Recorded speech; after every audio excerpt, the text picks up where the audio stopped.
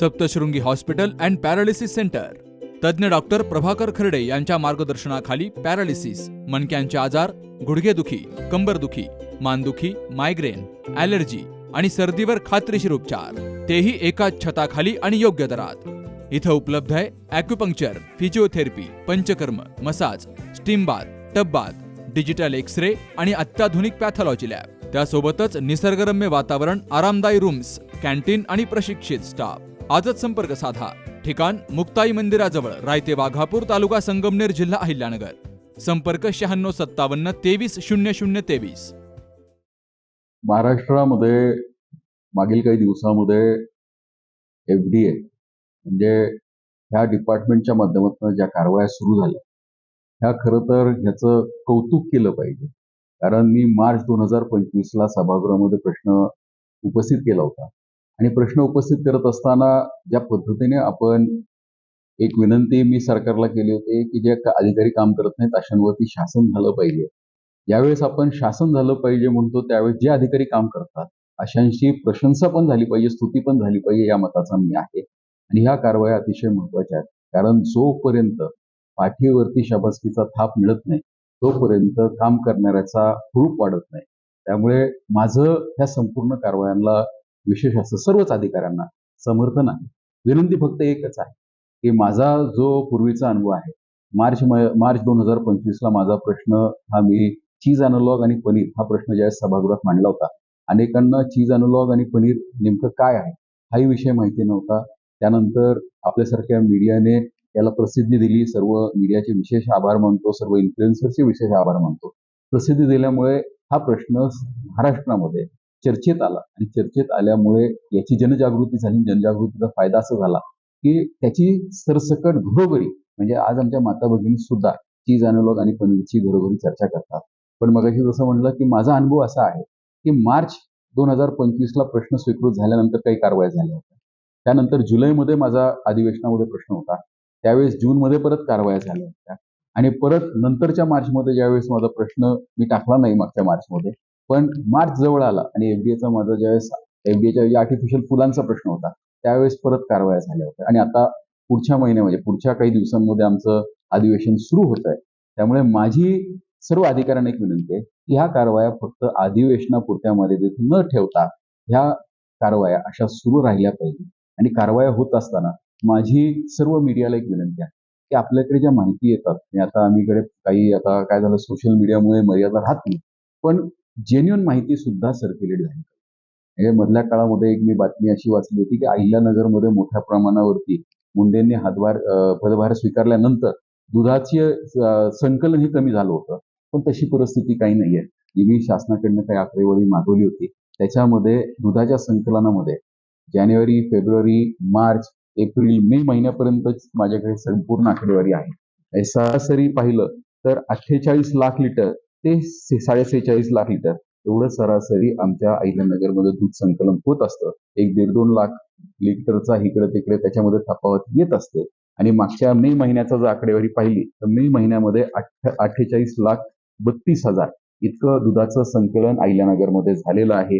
April महिन्यामध्ये 46.85 होतं, त्याच्या आधी 46.86 होतं, त्यानंतर 46.27 फेब्रुवारी महिन्यात होतं आणि जानेवारी महिन्यामध्ये 48 लाख लिटर एवढं दुधाचं संकलन होतं. अडचण अशी होते की ज्यावेळेस अशा चुकीच्या बातम्या होतात त्यावेळेस आमच्या जिल्ह्याची बदनामी होते. माझी कळकळीची मीडियालाही विनंती आहे की चुकीच्या बातम्या ह्या प्रसारित होऊ नये, ही तुमची आमची सगळ्यांची जबाबदारी आहे. त्याचबरोबर मधल्या काळामध्ये मी तुकारामजी मुंडे साहेबांची भेट घेतली होती आणि त्यांना एक विनंती केली होती की ज्या ठिकाणी जेजुरीसारखा खंडोबा असेल, पालीचा खंडोबा असेल किंवा कोथरूडचा खंडोबा आहे किंवा इतर खंडोबाची जी देवस्थान आहे अशा ठिकाणी, आणि जसं माझं गाव आहे ज्या ठिकाणी भैरवनाथाची यात्रा होते, अशा अनेक भैरवनाथांच्या यात्रेमध्ये भंडारा उधळला जातो. तर हा भंडारा उधळला जाणारा भंडारा हा प्युअर हळदच आहे आणि असलाच पाहिजे या मताचा मी आहे. दुर्दैवाने भंडाऱ्याचं कुठेही डेफिनेशन हे कायद्यामध्ये नसल्यामुळे याचा गैरफायदा काही ठराविक लोक घेतात. तर यामध्ये डेफिनेशन होणं गरजेचं आहे, याचं स्पष्टीकरण येणं गरजेचं आहे.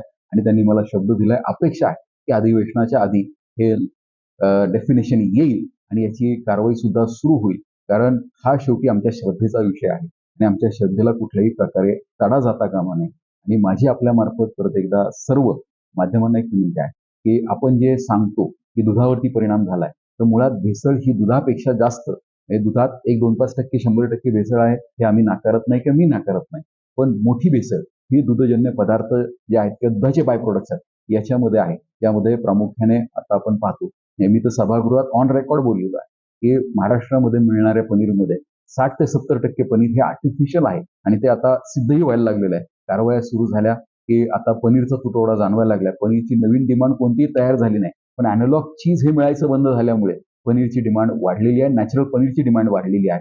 ही जनजागृती अशीच राहिली पाहिजे आणि हे तात्पुरता अवेअरनेस न राहता हा लॉंग टर्म राहिला पाहिजे. याचबरोबर खूप महत्वाचे विषय म्हणजे एक खव्याचा विषय आहे.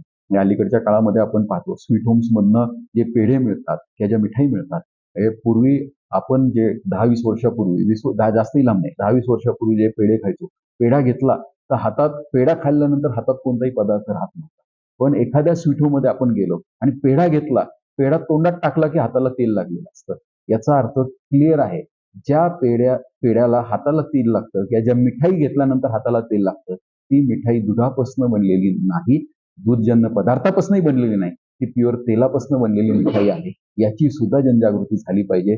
माझी एफडीएच्या अधिकाऱ्यांना विनंती आहे, आता आपण ऍक्शन मोडवरती आलेला आहात, तर ह्या सुद्धा ऍक्शन घेतल्या पाहिजेत.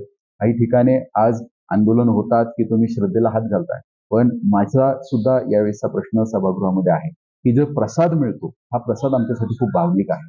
हा प्रसाद आमच्यासाठी श्रद्धेचा भाग आहे.